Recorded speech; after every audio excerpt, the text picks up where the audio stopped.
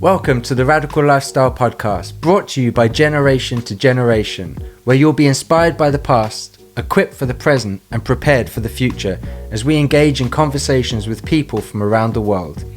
If you've been inspired by the guests that we've had on the podcast, please like, subscribe, comment, hit notification bells, whatever you can do on the platforms that you're listening on, so that more people have the opportunity of hearing these and engaging in our community. Hello everyone, this is Andrew and Daniela. My guest today, or our guest, is Chen Malca. Now, Chen, for people that don't know who you are, could you just say a bit about where you're from and what you're up to these days? Hi everybody, my name is Chen. I'm 25 years old. I'm from Israel. I'm a Nova survivor. For those who don't really know what that is, it's a festival that happened on October 7th in Israel. And there was a huge terror attack that happened in the festival. I kind of stopped working since then. What I usually do now is tell my story about this experience and spread awareness to what happened on October 7th. Okay, and as we talk today, you'll share more about what happened, some about the Nova Festival and how things were in the lead up and after and all that kind of stuff. But maybe for people that are interested in finding out more about Nova Music Festival, what they're doing, because I know now they're sharing a lot about the stories of people, things like that. Where can people find out that information? There's a few pages on Instagram. Also websites. There's For the Survivors community. There's the Nova community itself. And there's stories of survivors pages. So I could send you all the links and Okay. Perfect. Yeah, that sounds good. And I'll put those in the description box. So wherever you're watching this or listening, those links will be there ready for you to go and check out. Since October 7th, as an organization, we've been to Israel 3 times, leading teams there, taking people to see Nova Music Festival, to see some of the Kibbutz which were attacked and hear from experts and survivors, Chen being that one who has been gracious enough to meet with them every time we've been. And so we're thankful for that. We originally connected because we were going somewhere and Chen's dad was a bus driver out there, and our bus driver invited him to join us on one of our days randomly. And so we got talking and he started telling us about you and what you'd been through. And so I said, hey, would she be willing to come and share with the group? And I was a bit hesitant because for people listening that know anything about this kind of stuff, you know, we're basically asking you to relive this traumatic experience. And so I was a bit hesitant, but he said you'd be fine and that you had spoken to one other group before us. So we reached out and you were gracious enough to be willing to come and share with us and share with the group. And so we're thankful for that and for the friendship that we've been able to develop as well over this last year almost now, which is kind of wild to think about on a number of fronts. But which I love that too, because for those of you who might not know, I work a lot with trauma. And it just showed that I was rubbing off on you, Andrew, that you were thinking about that. And we wanted to be concerned about not re-traumatizing you in the middle of it all. And so I was very proud of you, Andrew, for thinking about that. And then what I loved about the story too was your dad came to you and you were like, oh, are they Jews? Like, because Israelis, Jews, they know about it. And he's like, no, they're Gentiles. And you were like, then I have to do it. Mm-hmm. I have to, like, they need to know. And to think that we almost didn't get to hear you, and our lives are definitely better with you in it. And you and my niece, little twins going on exactly the same. So you're officially now part of our family. And as we've seen, there's a lot of clueless Gentiles all over the place. And so, especially on college campuses, apparently. So we thought it was important that we have you come on, share your story. It's important people hear from you, from a survivor that was actually there, what happened, so we can all learn from it and help to to spread awareness of what is going on. So, Hen, maybe you could just share a bit about what is Nova Music Festival. People probably just think it's just a festival that happened to pop up and you all attended. So could you just share a bit about that and some of the build up to the festival? So the Nova Music Festival is supposed to be a festival just like any other festival in the world, a music festival, obviously. Like Ultra, Tomorrowland, Burning Man, Coachella, Ozura, any other festival that happens in the summer usually. It was supposed to be for 2 days. It was supposed to be starting on Saturday night and ending on Friday night and ending on Saturday night. And there was a lot of preparations for this one. It was really considered a big festival in Israel because we don't really get like a lot of festivals here. And there was a lot of excitement towards it. We bought tickets like 3 months in advance. And it was very exciting. There were supposed to be around 5,000 people. Wow. Yeah, that's considered a lot in Israel for a festival. Yeah, that's kind of the background for it. And for these festivals, how often, how early before the event do you know exact locations? Like how's that operate? Do you know the exact location way in advance, or is it something you just find out about closer to the time? Yeah. Okay. Sorry, that's my bad. I forgot. No, you're good. That's why we're here. We ask questions. So yes. So the thing is, it was nature.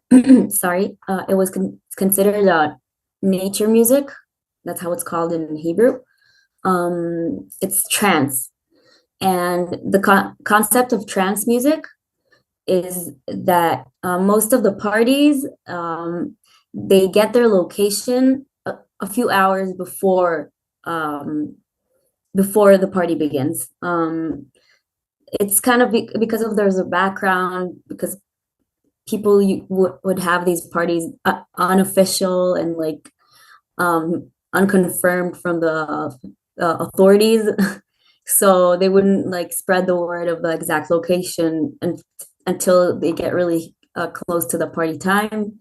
But this party was authorized and everything was all right. And we had like police officers over there. Everything was confirmed with the government, and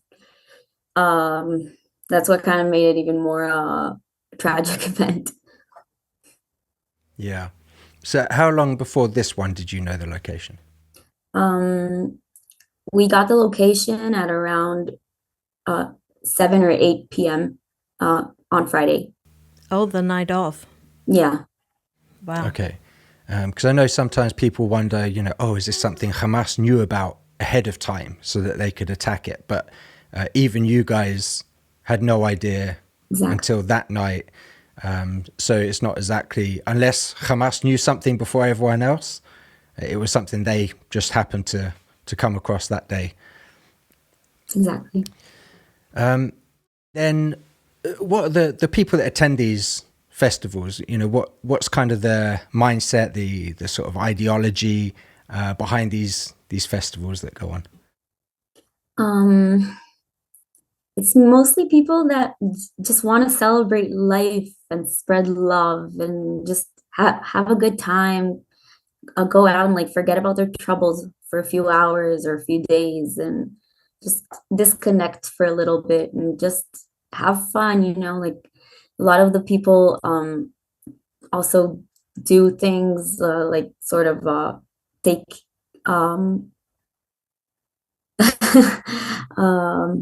how do you say, I need a word for it, like a smooth word for it. People take things like hallucinogenics and things like that. Yeah. And they do it because they want to like let go of the outside world and like everything that they usually have to deal with. And the mindset is very like free and to spread love to each other, to have fun with each other. And that's kind of what didn't work out for us here, because we kind of got the complete opposite. Yeah. Um, And when you say it's 2 days, is that like you go home, or is it continues for 2 days? People bring their tents and camps, like they really spread camps over there, and like they sleep there. If you want to go dance, you go dance. If you want to go sleep and rest, you go sleep and rest. Some people planned on staying at the location after the party ends and like just have camping over there, because it's in a nature area, natural kind of area. So there was a lot of preparations for this. People bought huge camps and chairs and tables and like really prepared themselves for this party, because it was supposed to be more than a party. It was supposed to be like kind of a vacation. Nice. You said there was about 5,000 people, roughly, were at the festival. If you were going to have a guess, how much security would you say was there? I think there was a lot of security. I remember that we were at the dance floor and we had officers just walking in between us with like their weapons. Like it was very secure. Like I remember we laughed at it. We were like, "Oh my God, look, it's so official. It's so like this is not usual for nature parties, because they're usually unauthorized, and like this one was very authorized. There was a lot of policemen walking around and guards, and I think there was enough for the expectation of a party, of a festival. Yeah. And do you think one of the reasons for that is because the festival was so close to Gaza? Like, is it a mile, 2 miles away from Gaza, right? Or do you think that's just regular security? Or I think it was a combination. If they had any expectation of anything like this happening, they wouldn't have done it at that location. Right. So the security was mostly just for to make sure that people don't have arguments or fight inside the party. It wasn't really of something coming from outside the party, because nobody expected something like this to happen. When you've got a lot of people who are drunk and, like you said, on drugs, anything can happen. Exactly. And also, I mean, there's a lot of citizens who live like a few miles from the party or at the party area. So nobody expected this to happen, because if they would come to the party, they would obviously come to the civilians living there too. So that was also part of the surprise for us. Nobody really expected something like this would happen. People will have seen footage, probably pictures of the site during the attack, but maybe you could just sort of maybe describe the area where they hosted the festival. There was first of all, when you enter the party area, you have to go through with this road in kind of the like shetach. I forgot the English word for it. The field. There's like a huge field, and you have to drive for like 5 minutes in a field, and then you enter the party area. Outside the party area, there was a huge field of parking spots. And then when you go towards the party area, it's kind of gated. The whole party is gated. And there's a lot of like areas for tents and for camps, and also like small stores to sell cute like necklaces and arts and stuff like that, and bars to sell drinks. And there were two main stages. I mean, there were two stages. There was one main stage and another stage that was called the mushroom stage. It was a little bit smaller. It was a very big area, actually. It took on a lot of area, a lot of space. Okay, and so it's a very it's a big forest area, field surrounding. It's all very exposed. Not really many places for people to run and hide. I just want, as we go into story, I want people to be able to have in their head sort of a picture of where it is that we're talking about, and as you describe events. So you're at the music festival. It starts. Where were you when the rocket started to be fired? And tell us a bit about that. What was going on, and when you realized, okay, this might not be normal, which sounds like a weird question for everyone else. When is one rocket normal, right? But for Israel, rockets being fired is fairly normal. So when did you realize, oh, these are not actually normal events that are taking place? So I went to the party with my ex-boyfriend Meir and his brother Ben. We met up with a group of 20 friends that were already there at around 2 a.m. at night. At the beginning, everything was just perfect. Like we saw the decorations and everybody was happy and smiling and dressed up and excited and just having fun at a festival. We put all our things in our tents with our friends' tents. We like added it to the camp, and we went to dance at the two stages. At around 6 a.m. We were at the second stage actually. The sunrise started taking place, and then we saw drones in the sky. So when we looked at the drones, we were like, oh, okay, what a great production. It's amazing, they're filming us. And we were all like waving at them and just saying hello, because we expected those to be footage from the party, and apparently those were the Hamas drones, and that's when they found out about the party happening like right in the area that they were planning on attacking. And a few minutes after that, then we started seeing like sparks in the sky, and at the beginning again, we were like very innocent about it. We were like, oh wow, okay, fireworks, what a great production, this is amazing, so exciting. And a few minutes after that, they turned off the music, and we realized those weren't fireworks, those were missiles in the sky. For me specifically, I the moment I started realizing that those were missiles, I freaked out and got into this kind of freeze state, because I'm not used to hearing missiles.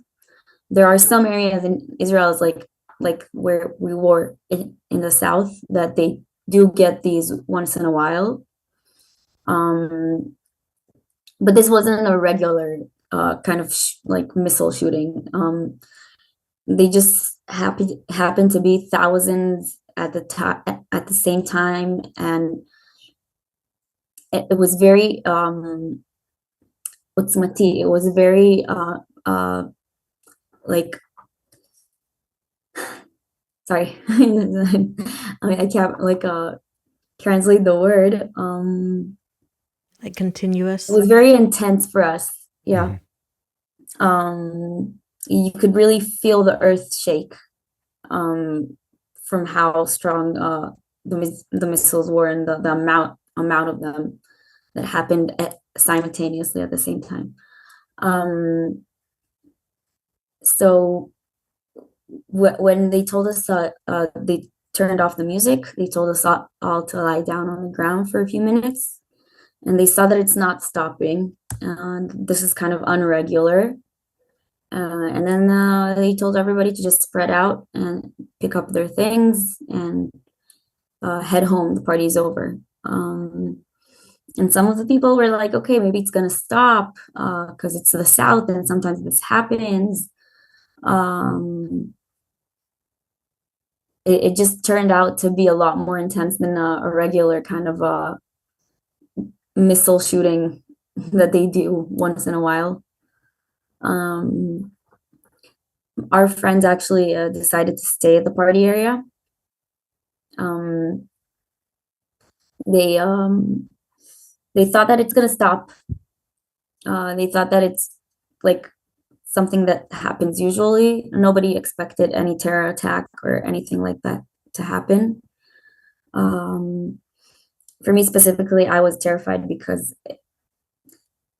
I realized that we were in an open field, and if they fall, even if we have the Iron Dome, the Iron Dome is designed to stop a missile that's supposed to fall in a civilian area. And in open fields, if it's supposed to fall in an open field, then the Iron Dome doesn't shoot at it because it's not supposed to hit civilians. And we were in an open field area. So I just kept thinking about that we're like in a huge open field and the whole parking lot was very close to the border. And I was just terrified from being there because I expected to be shot at by missiles from the sky at any given moment. Did the sirens go off where you were? No, at our area, no, because it was so close. It's not even an area that has sirens. The sirens were more in the civilian areas, a few kilometers from us, at the kibbutzim. So when did you said that some of your friends and people, they decided to stay. At what point did you decide, let's leave, let's get out of here? It was actually Meir's intuition, thankfully. I wanted to stay at the party area. I remember looking at this bush and I was like, okay, I'm just gonna go inside this bush and sleep it off, pretend like nothing is happening, just bury myself under this bush and wait for everything to end. And our friends said that they thought the party will continue, so they just waited it off a little bit. And actually, his brother also wanted to stay and wait until the traffic ends because everybody went to their cars and there was a huge traffic jam. But thankfully, May was very stubborn about it, and he had a bad feeling, and he said, "No, we have to leave right now. Just pack up our things and let's go." And he also, I couldn't, like, I physically couldn't move myself. I was in a really freeze kind of state, and he saw this nice redhead officer, and he just brought me to her, and he told her, "Listen, officer, could you explain my girlfriend that everything's okay?" I told him that I think that I'm scared of leaving the party area because I thought the whole parking area was people exploding on the outside in the open field. And I told him I don't want to see dead bodies and people exploding, like leaving the party area. He brought me to the officer and she was like, "Sweetie, no, you're okay. You're having a panic attack. You're just like my daughter. Don't worry, everything will be okay. We have the Iron Dome. Nobody is exploding on the outside." And that kind of gave me a little boost of confidence. And then I started moving myself a little bit more. I helped him pack our things and we started walking towards the car. The walk towards the car, I don't really, to this day, remember a lot of it. I just remember chaos and people crying and a lot of confusion and just really a chaotic kind of moment, a few moments. And we got to the car at around 7:39. something like that. It's at 7:40 in the morning. Yeah. And then we started driving, and we saw that there was a huge traffic jam. And thankfully, somehow May just didn't want to wait that jam. So he kind of took a turn on the field and started driving on the field for a few minutes. And then he somehow took a turn to the road, to the main road, and he started driving on road 232. That's where a lot of things started happening there too. Had you, before you left the site of the music festival, had you started to see Hamas terrorists at that point, or did you start to see them when you'd left? When we were at the party area, we still haven't seen them. There was a kind of a rumor that there was, in addition to all of the missiles, that there might be a terror attack and terrorists entering Israel from the border. When we heard about this was the least of our concern because, okay, we thought, how many terrorists? 1, 2, 3, 4, 5 maximum. We're full of officers and security guards here. Like, that's the least that we should worry about right now. It's mostly the missiles. That's what's supposed to scare us. But there was it was just like it's like a kind of rumor about it. It wasn't like nobody really confirmed. Nobody knew what was happening. Nobody knew what was going on the outside of the party area. And also I remember that my cousin was also at the party with his group of friends too. And he called me right before we left the party area, and he told me, listen, Chen, like, be careful, take care of yourself. And I told him too.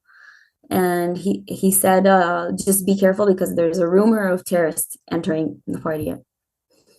So I remember I just told him, listen, I can't function. I'm not even able to pick up my phone right now.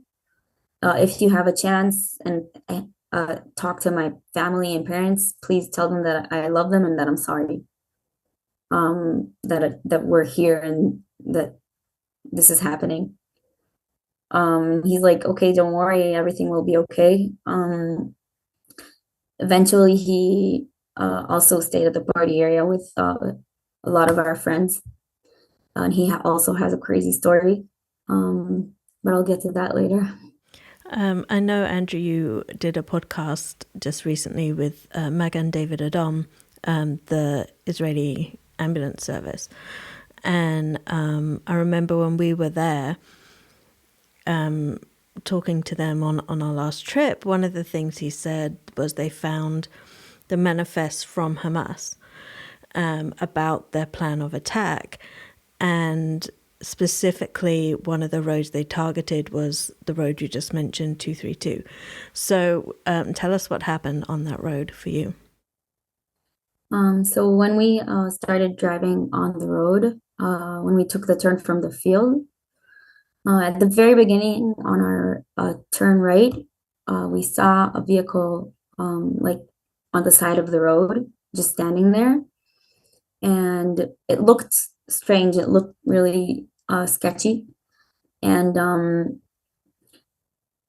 we looked at it for like a few seconds. It was kind of like a slow motion kind of scene, like in the movies. And we saw people that were kind of relocating. Like the driver was changing seats with the people from behind, and they were holding weapons.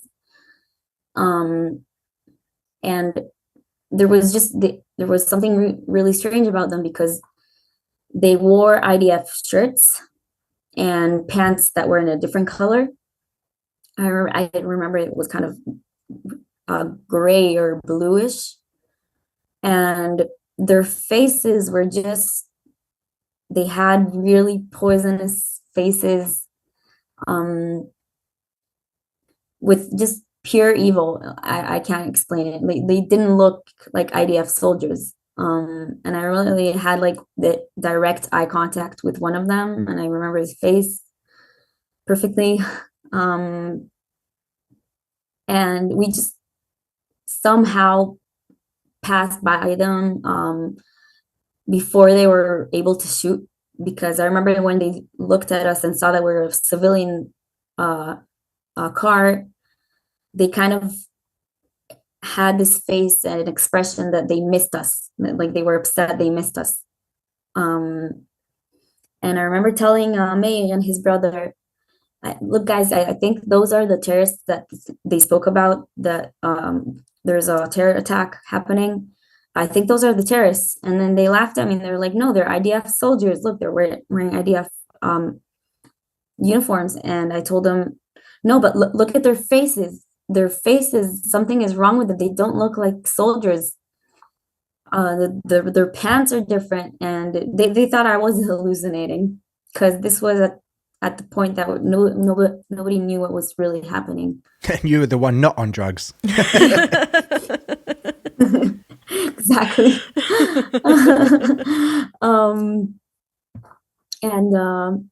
We just continued driving, and luckily they missed our car.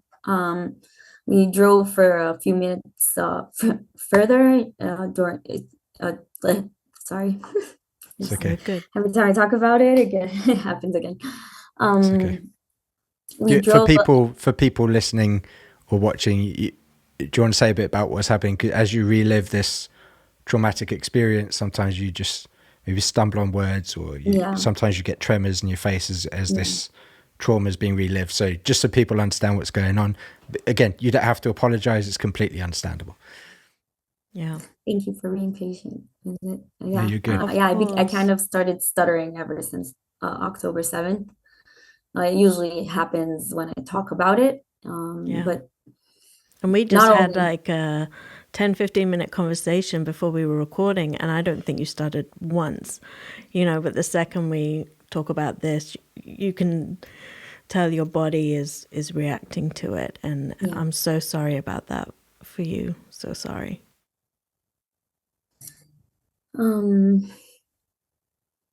That's a part of it, but I think it's very important that the world to know, like, even if I'm reliving it in my head right now, and like I'm seeing the images and remembering what happened, I'm doing it for a greater cause, in my experience, in my opinion.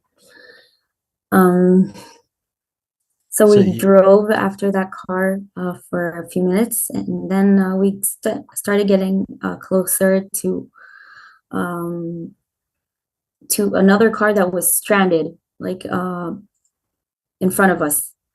And before we got too close to it, because it looked strange, like the situation was very strange, like why is there a few stranded cars right in front of us? We didn't get too close to it, and May just made a U-turn in the middle of the road and drove back to the area of the party. And again, we saw, when we got a little bit further in the road, we saw weird vehicles like standing in the middle of the road, with people standing outside. Nothing was really clear what was happening. We didn't really understand. Every time we got a little bit closer to it, we just ended up turning around, and we drove back and forth like 4 or 5 times, just on and off on the road. And then we got really close to, we passed again somehow the party area, and we got close to the Be'eri intersection. And over there we saw there was like a huge traffic jam, and cars that were kind of stranded in the middle of the road, cars turning around, cars like nothing was really clear what was happening over there. On our left there was a bomb shelter, and we saw like a strange situation of a person holding another person at the entrance of the bomb shelter, and a police officer standing right on the outside of the entrance of the bomb shelter, holding his gun aimed towards those two people.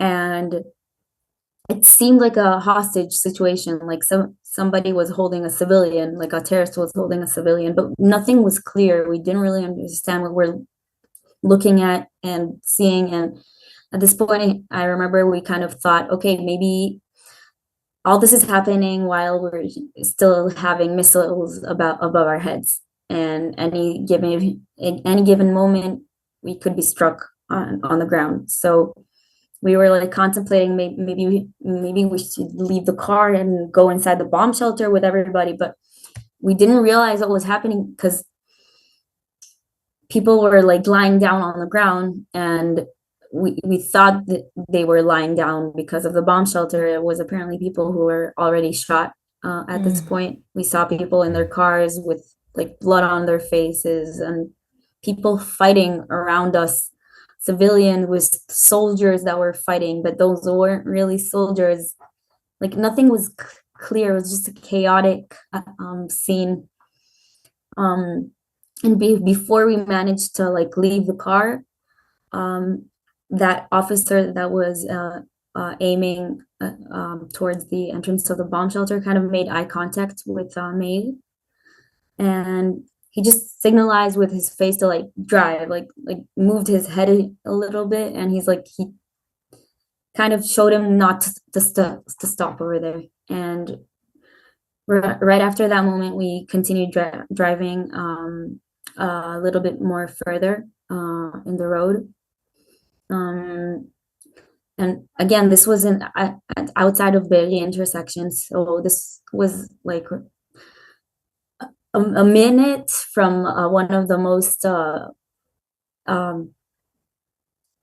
horrific events on October 7th in Kibbutz Be'eri. And we could have entered that specific kibbutz. We just didn't know where we're driving. It was somehow luck, or I don't know, really guidance, protection. We drove for another 5 minutes. And then we saw again like stranded cars, just a road of them, like the whole road was full of them. And we looked at it and we were like, okay, what should we do? Maybe we should turn around again, because it looks strange again.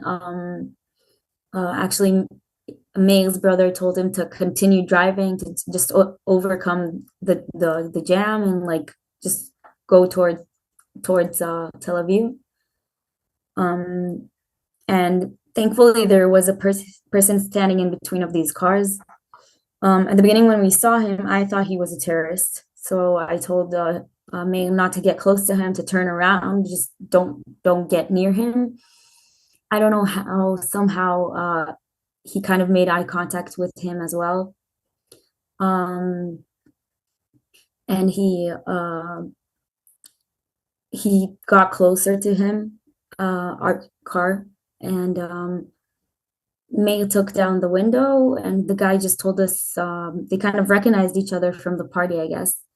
And it was apparently a person from the party that just risked his life and stood outside there to tell people not to continue driving, because a few meters after us, there was a group of terrorists that were standing right outside of Kfar Aza, and they were shooting cars that were passing by from the area. So the guy told us to just leave the car here where we were and enter this was outside of another kibbutz called Kibbutz Saad. So he told us to just leave the car and go inside this kibbutz. There was a like yellow gate on our right, and that's what we did. We just left everything and entered this kibbutz. And when we entered it, it was like nothing was clear what was happening. We saw a lot of wounded people on the ground, and a lot of graphic images, like soldiers that were really, really severely wounded. civilians from the party as well. And a lot of group of people that kind of escaped like we did, probably from the party, and some from the other kibbutzim that got there somehow. And there was just a lot of confusion to what was happening. We didn't really understand. We realized that there was a terror attack, but we didn't know how many. Yeah. Nobody expected the amount of terrorists that entered Israel to be that big. Yeah, and I think, one of the things you said too is really important to understand is, you're driving, you're going backwards and forwards, and at each time you're seeing something different. So like at the bomb shelter, you're seeing the bodies and there's a fight going on, and you're seeing people who look like IDF, but then they're not like IDF, and then in how they're dressed, and these are, I guess, civilian cars you keep coming across, and then guns and bullets. And I don't know how anyone can think clearly. I can't even imagine what that would be like. And then to be trying to make rational decisions when at each turn something crazier is happening. Meanwhile, I'm guessing as you're going near the kibbutzes, the sirens are getting louder because you're getting into civilian zones. It just sounds like crazy. It was, especially when you see people on the outside and you don't realize what's going on with the people, the civilians. I mean, saw people lying down on the ground, and we thought that they were protecting themselves from the bombs, like lying down. And apparently those weren't people that lie down. Those were people that have already been shot. We've seen people driving with like blood on their face, with just horror in their eyes. Like they were terrorized, that they were like really terrified. And yeah, I can't explain the expressions that people made. And I remember one of the things you told me before too, given that so many people were on these hallucinogenics and things like that, and the mindset of those at the Nova Festival was love and freedom and just having a good time, that when the paragliders came in, so many were just like, let's love these people, let's give them hugs, let's, welcome to the party, come join in. And too late realized they were not up for giving hugs. Yeah.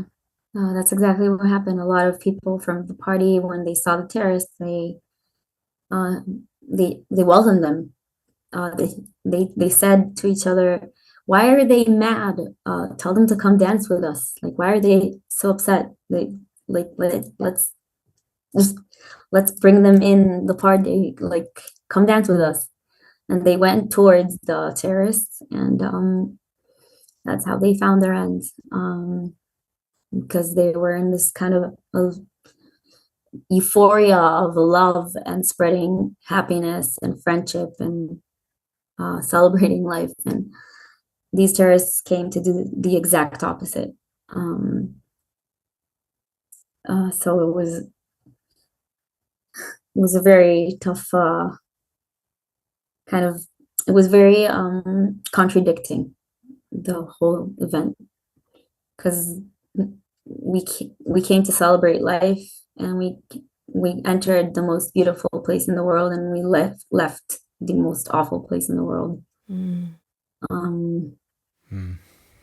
Yeah. So when people who are picturing all of this, imagine picturing what you're seeing in your mind now, of this terror. And then imagine seeing that, but being on hallucinogenics or something like that. People who were on them described it as like seeing demons and things like that invading.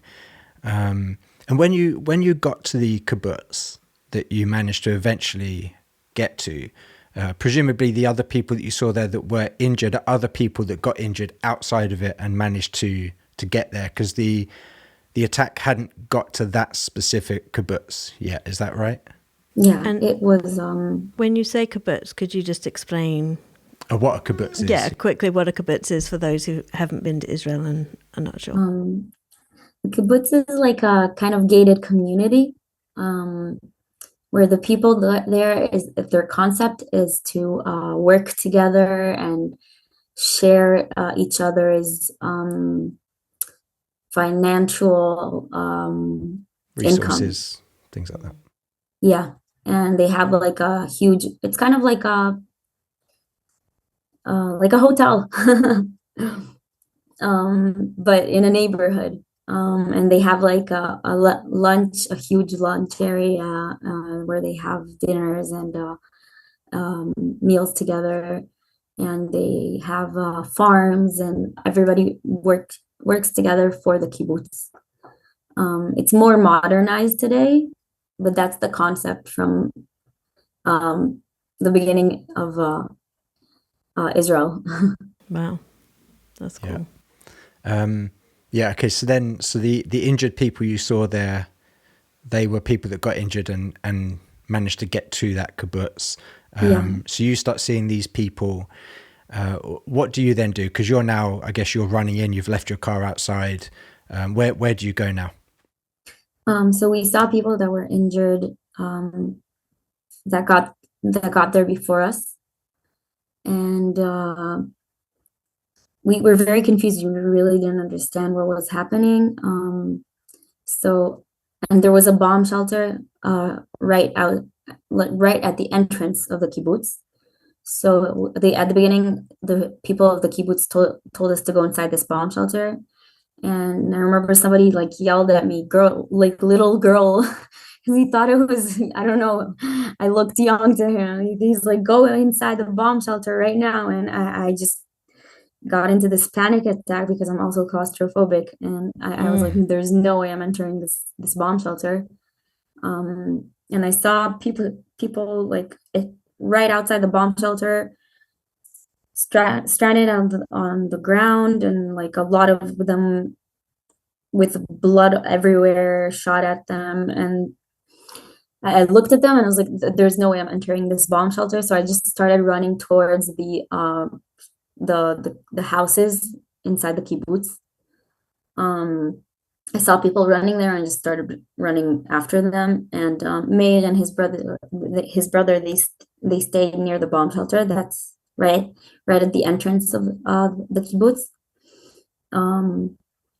And they kind of helped pick up the wounded people. And the crazy part was that a few minutes after us, not even a few minutes, a few seconds after us, a woman came, entered the kibbutz, and she had like 5 bullet holes in her body. And she apparently saw the guy standing outside, but she didn't stop it, and she drove a few meters further, and the group of terrorists standing outside Kfar Aza shot at her car and shot at her, and she was wounded. She somehow managed to turn herself around with the car and got inside our kibbutz, but it was very, like, a little bit too late for her because she was severely wounded. And a few minutes after her, another guy, his name is Noam,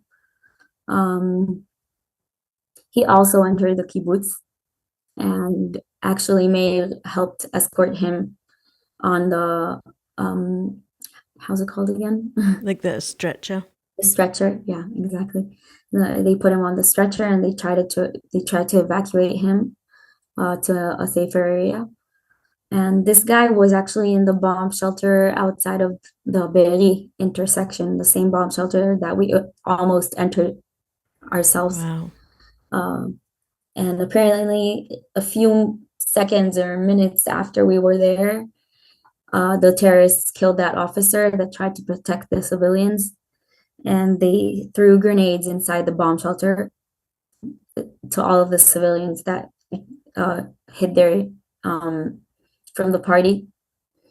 And there were like about 40 people inside on only 5 or 6 survived, and one of them was Noam, and he managed to get to our kibbutz as well, but he also got to the kibbutz with a lot of cuts and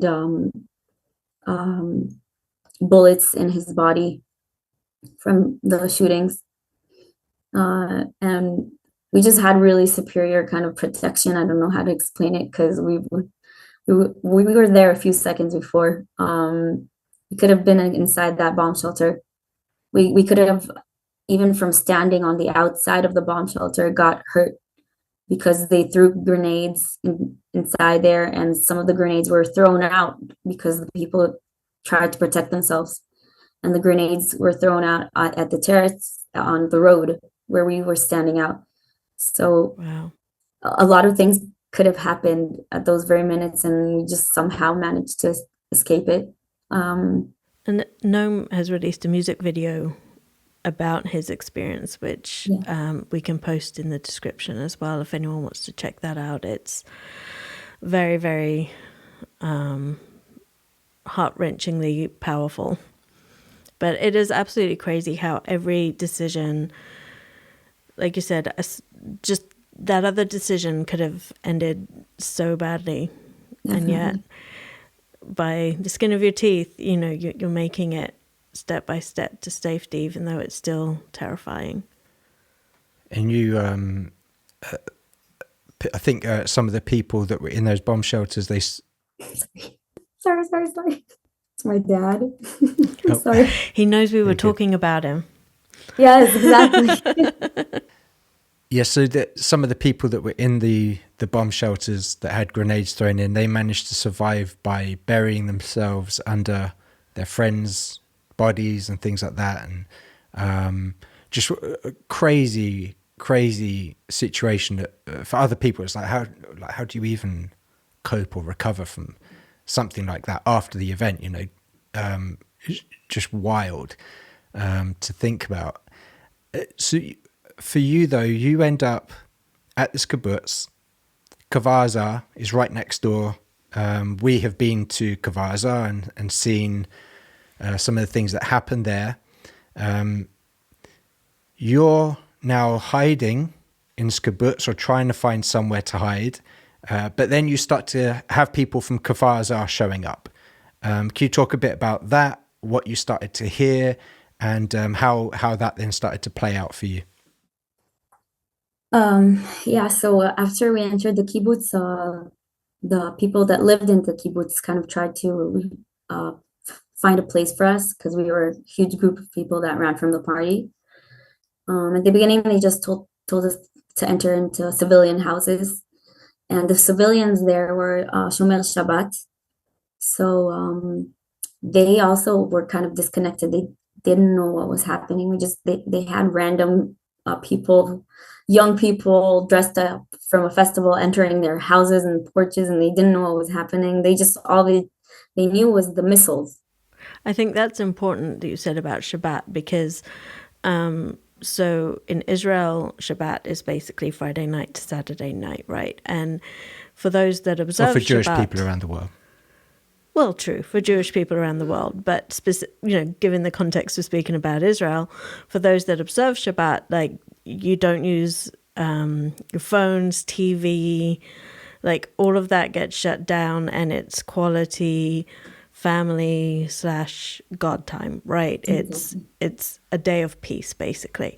So suddenly all these things happen. The sirens are going off, but then all these people are coming, and they're not watching the news. They're not getting the phone alerts. They're not getting that. So even for them, like you're saying, it's like, what is going on? Exactly. It was huge confusion. And they imagine just waking up at like 7 in the morning, 6 a.m. and having a bunch of people dressed up in costumes for festival kind of outfits, terrified in their front porch, and just like some of them were wounded as well. So they didn't really know what to do with us. They were confused by themselves as well. At the beginning, they told us to enter their houses and go inside their own bomb shelters inside the houses, but then they saw we're getting we're we're a huge amount of people, and there's not enough place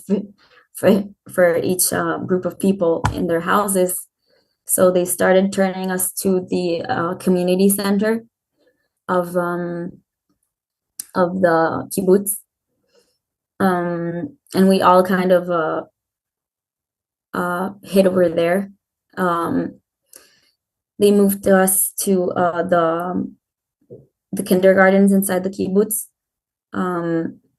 and we were there for a few hours as well. And when we were in the kindergartens, we started getting news and phone calls from our friends that were in the fields, and we started getting a bigger picture of what is happening. And we realized that the terror attack is not something that is usual at all. And the missiles were the least of the concern at this point.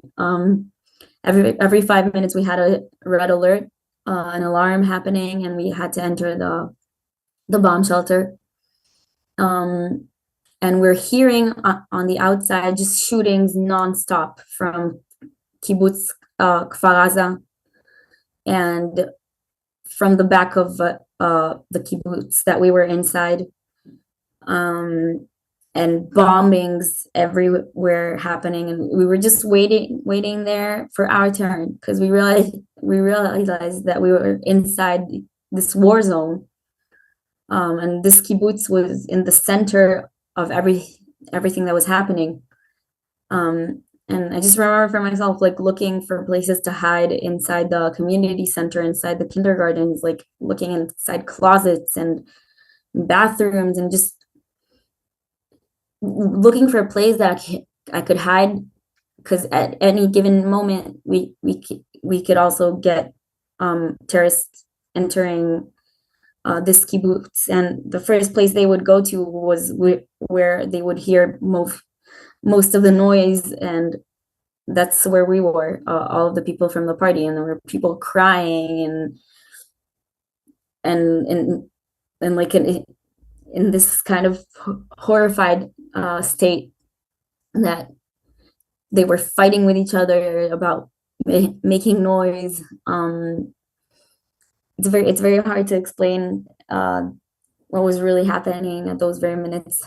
Well, everyone's having their own trauma response, right? That fight, flight, freeze, and when everyone's in a different state and in confusion as well, and having to figure out where do we put everyone? Like, you're having to make a decision in the moment when an attack could happen at any second. Exactly. You're making life and death decisions, and you've got a lot of people trying to do that at the same time. It's one of those too many chefs in the kitchen sort of situations. It's like, well, who are we even listening to in this situation? Who knows best? I've got no idea. Exactly. But I love that in your hunt, right? You were like, a knife. I can protect myself with a knife. Yeah, there was also a moment there at the kindergarten that there was like a kitchen in the kindergarten, and I just remember looking at I was like, okay, what can we do? Well, let's look for something to protect us. So we just looked for knives, and some people laughed at me at the beginning, because I was like, okay, I'm just gonna equip myself with a knife, and they were like, what are you gonna do with this knife? And a few minutes after that, they started taking knives for their own, because they realized that's the only thing that they could have for protection. Better than nothing. And you found out, or before, when did you end up feeling safe? Good question. Only at around 3 p.m. Okay, so just for time wise, you were at the music festival you got there, what, 2 a.m.? Yeah. The attack starts happening at, what, 6 a.m.? Yeah. Okay, so you've gone 6 a.m. and now you're like 9 hours later in the midst of chaos all this time, and it's now 3 p.m. So just refresh people's timeline here. Okay, so now it's 3 p.m. Okay. Yeah. We got to the kibbutz at like 8:10. Sorry, 8:10. And the terror attack at the party area started at 7:50, Okay. Wow. like a few minutes after we left. Yeah. When we were on the road, they started entering the party area where all our friends were still there. Okay. So yeah, so then you started feeling safe at which point? So at around 3 p.m., we had a military soldier, like a soldier came and spoke to us, and he said that there is a lot of kuchot, like a lot of groups of military on the outside that are trying to take control of the events. But we still didn't feel safe because we realized what was happening on the outside. We heard from our friends. We got videos of our friends getting kidnapped, and live videos that Hamas shared that they were brutalizing and killing our friends and people from the kibbutzim. We were just sitting there waiting for our turn. You know, that's the only thing we could think of. Praying that they won't get us. And even when the army got there, nothing really felt safe. But until the army got there from 8 p.m. at the kibbutz, 8 a.m. at the kibbutz, until 3 p.m., we were there alone, only with the kibbutz people and the kibbutz security team, that they were fighting for their lives, and they were fighting at the gate of the kibbutz from trying to stop the terrorists from entering this kibbutz. And we started getting, as Della asked me before, people that ran from Kfar Aza entered our kibbutz, and they told us, listen, I managed to escape from the window of my house, but I saw my friends being slaughtered in front of my faces. They just somehow had luck managing to escape from Kfar Aza, and Kfar Aza is 5 minutes away. There's just a group of people being slaughtered 5 minutes away from us, and there's nothing that we can do about it. And further than that, we're just waiting and expecting the terrorists to come to our kibbutz as well. And I think too, one thing, so when we're talking about bomb shelters, because we don't have those, at least in England, and I'm not sure if anywhere in America has them or not. I mean, the closest America has probably like tornado shelters, things like that That's they've run true. into. But outside, the bomb shelters are just like slabs of concrete with a roof, right? Like you zigzag in, and because it's to protect you from blasts, not from Like people. shrapnel, things like that. Exactly. Yeah, and the same with in-house. When you're talking about bomb shelters in the house, again, it's to protect you from blasts, not people. So there are no locks on the door. It's a secure room with a secure door, but the door doesn't lock. Exactly. It's not to protect you from people getting in or anything like that, just blasts. So even the bomb shelters in people's houses are not safe rooms for people to protect them from what's happening either. It's even more than that, because they don't have the option to lock the doors, because they want it to be safe to enter the door if actually there is a bomb happening on that bomb shelter. Yeah. So it will for the people to leave the bomb shelter. They don't have a lock, so they don't get stuck inside. Yeah.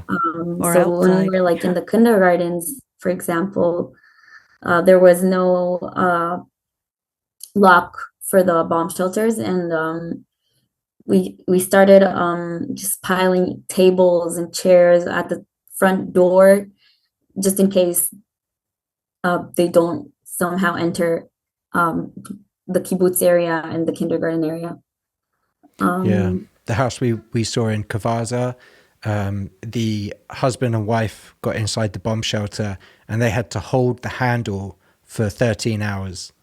And Hamas made his home their kind of base camp in the kibbutz. So they were holding the handle up for 13 hours.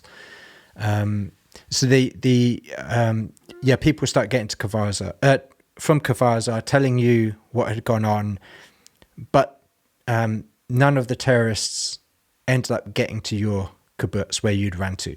Could you just say a bit about how did they not get to you when you were only 5 minutes away? And they were targeting that kibbutz as well because they found maps with that kibbutz marked. So how did they not make it to you? So this we kind of found out only after the event kind of ended. We heard nonstop shootings on the outside. We heard there was a war happening, but we didn't see anything because nobody like managed to go outside the kibbutz, the gate area. Apparently that the security team of our kibbutz were very alert, and that's one of the things that saved us. They kind of have had a very tight fight with the terrorists on the outside. And they tried entering the kibbutz a lot. This was one of their goals, to enter this kibbutz. It's considered kibbutz Saad is considered a big kibbutz in the area. There was a school over there. There was a synagogue. There was a lot of things that the other kibbutzim don't have, and they planned on entering it. And somehow, while the security team was fighting them, we just had a miracle. A tank that passed by in the area, like in the road where they were standing on the outside, just passed by there, and we saw a group of terrorists, and without any specific command, or he wasn't supposed to be there, he just passed by there. Without any command, he just shot at the group of terrorists. There was around 70 terrorists trying to enter the kibbutz, and he kind of managed to like knock down all of them. And eventually, later on, they found out about the tank and about the kibbutz, and about the terrorists that were standing on the outside. And they found maps on their bodies of kibbutz Saad. So they were really supposed to have entered this kibbutz, and there was a very big plan for this kibbutz, a big slaughter plan for this kibbutz. But we just had a miracle after a miracle with that tank passing by there. I mean, if that tank wouldn't have passed by and the security team wouldn't have been so alert, we probably wouldn't have been here. I think people really struggle to understand that this was such a detailed, planned attack. This wasn't just a, here's our chance, let's just go and, for freedom or whatever the people are thinking that the Gazans needed. This was something they had taken the time, they had written detailed plans and manifestos. You said they'd even highlighted, like, this is where the community center is, those places where they knew mass people would gather. And so they were essentially coming straight for you, not just the kibbutz generally. And the other thing is, one of the things that I would love people watching this to really note and register is, these are people like Chen, who are beautiful, beautiful people. We've spent some time together, and her heart is beautiful. She's beautiful. And these people at the festivals and in these kibbutzes are generally not angry people that just hate Arabs or hate the Gazans or are abusive to Arabs or Gazans or right, like these are people whose hearts were there. There were Arabs at the party too, right? Yeah. They were peacemakers. These people from the kibbutzim actually helped Gazans, and they helped them. A lot of Gazans worked inside the kibbutzim. That's how they got all of the information. That's how they knew where everything was and everything was located, and that's how they got their maps. They were like farmers, or they kind of helped build the kibbutzim on the inside. That's how they got a lot of the information. A lot of the people from the kibbutzim were actually pro-Palestinian and helped give them medicines and take them from the border back and forth during the day. Yeah. So these are not, I think it's easy for people to generalize, like both sides, like all of Israel, all Israelis are anti-Gazans, anti-Arabs, anti-Palestinians, and it's just not true. There are a lot that wanted to do things for, who had a tender heart, and these guys Hamas just didn't care. They didn't care if they were Arab, if they were Israeli, if they were Jewish, if they were Muslim, if they were Christian, if they were atheist, it didn't matter. You were in Israel, you get attacked. Exactly. And my heart for people watching this is that you really see the humanity in the people that this happened to, and that Israel, yet while at war still in Gaza, and then Hezbollah in the north, and then the threats of Iran and Iraq, there's a lot of grief, and you're seeing, for those watching on YouTube, and for those listening, the effects it's having even on Chen's body now. And there are so many. I remember there was an article that came out some months ago now that I think at that time there'd been 50 suicides from survivors of the Nova Festival, from, like Chen said, with Noam, like people like that having to hide under their friends' bodies. And in Israel, like I think the normal statistic is you're 7 people away from someone you know. And in Israel, it's 3. So whether this happened to you, to someone you knew, or a friend of a friend, everybody in Israel was affected by this. Everybody knows someone, or everybody was someone. Yeah. And that's heartbreaking. Absolutely heartbreaking. So as we come towards the end, I want us to just fast forward a bit. And I think I talked to you a bit about this last time we were in Israel, but for people that haven't been there, I mean, you can see it on the streets around the world as well. You have the posters up of all the hostages, and this is the same in Israel. All over the place, they have the posters up. They have the sort of TV screens all over the streets where you can see the pictures and bring them home now things, and all over social media. I mean, it's everywhere, which these are good things that we want to raise awareness and tell people stories. You're here to tell your story so other people can hear these things. But what is it like for you, who's a survivor that managed to get away? You've gone through this traumatic experience, and everywhere you go, you see all these things as well. What is that like? Life hasn't been the same since. I mean, I really feel like I was kind of reborn in a way, and not exactly a positive way. Sleep hasn't been the same. I mean, I get a lot of nightmares. I wake up to this day like 5 or 6 or 7 times a day and a night, and it's very hard to fall asleep again. It's hard to leave the house because you're just terrified of like anything happening again, and like everything is triggering. Like if I see drones in the sky, I automatically get thrown back there. every small sound that sounds like a bombing, it just terrifies me and puts me in a panic attack. Um, uh,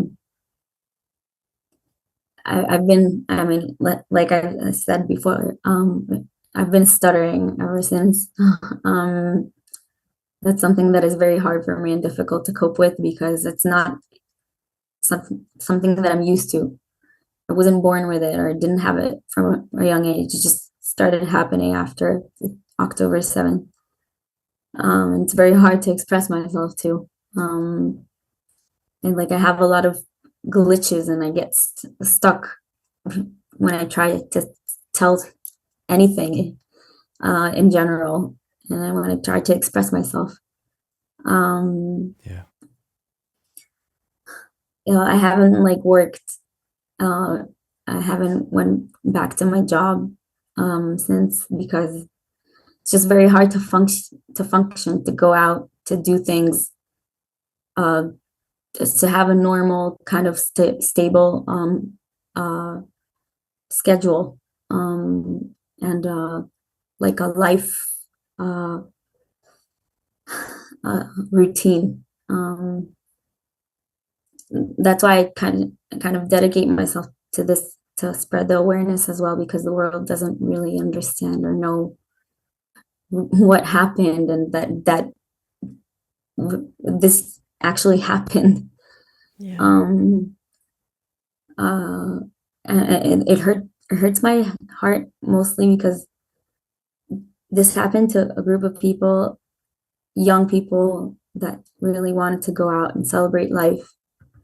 And it could have happened at any other place in the world. There's so many festivals happening, especially at this time in the summer. And I mean, it's hard that most of the world is ignoring this and pretending that these events didn't happen. But if it would have happened at any other place in the world, I don't know how other people would have responded. And I mean, it's just traumatizing because you go out and you want to have fun and celebrate life, and you just get the complete opposite of it. It's triggering to go out and hanging out with friends to this day, because of what we've been through, because we're scared that it will happen again.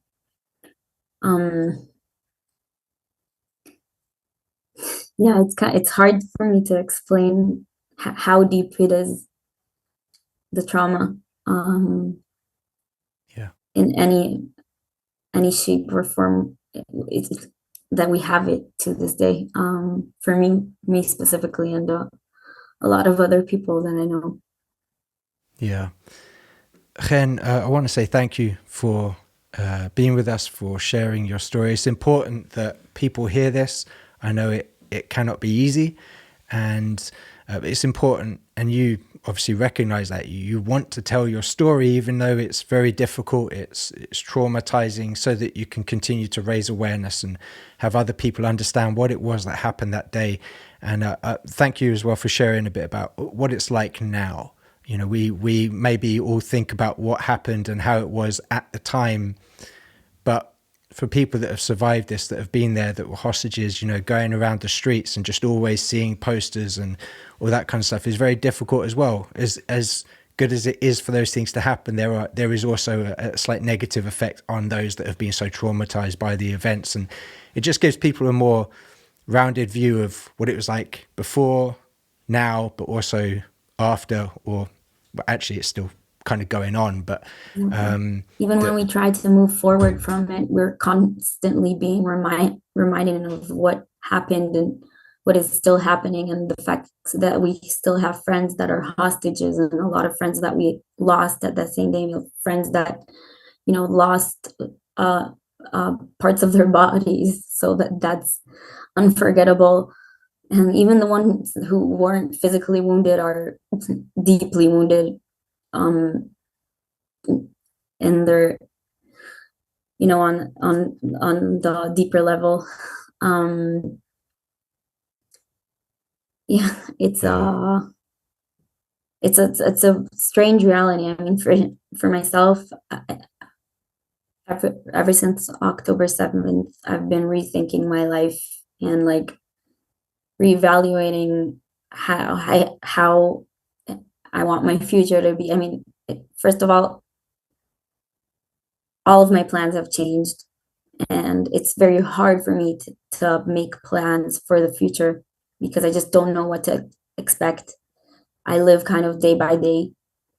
I wanted to start school and college, and I just denied that and like postponed it, and now I don't really know what exactly I want to do with my life. I mean, I don't know. I've been having second thoughts of even if I feel comfortable like in the future bringing kids to this world, because I just don't know how it's possible to live in a world like this where you have such evil. For myself, it was terrifying, and being terrified for someone else that I need to take care of sounds even a lot worse than that. So yeah, this has affected us deeply. I mean, I get flashbacks of graphic images that I've seen in my dreams and in my day-to-day. It's very hard to consume all of this, and especially when you're constantly being reminded of it in the news and on social media, and the war that is still continuing to happen. And there's also more piguim, like terror attacks that are still happening day by day in Israel, that the world isn't talking about it, but it's very dangerous to go outside anywhere. Even being in your own home is dangerous. Yeah. And the kind of things that you experienced on October 7th and that kind of brutality, we weren't built for that. We weren't built to see it, to experience it, to live with it. And so your body is having a natural response to a very unnatural thing. And so I really want to honor you for that, and encourage you that your body is doing what it needs to do to get through and survive what you should never have to do, which should never have to. And I just want to ask for anyone who stuck through this, please leave a comment of encouragement for Chen. Whatever you think about politically, the war, or the big picture stuff that's going on, just remember the individuals amongst it all. And if you would, leave her an encouragement and I'll send them on. I'm not going to ask Chen to read the comments because people are crazy out there, and very opinionated. But please be tender in what you write, and please send encouragement just to her. So Chen, thank you. And you want to be able to do this, to share your story. And so I encourage other people to have you come and share your story as well. We appreciate you. We've really enjoyed having you in our lives, and we look forward to seeing you again in person soon, hopefully. But yeah, Chen, thank you so much.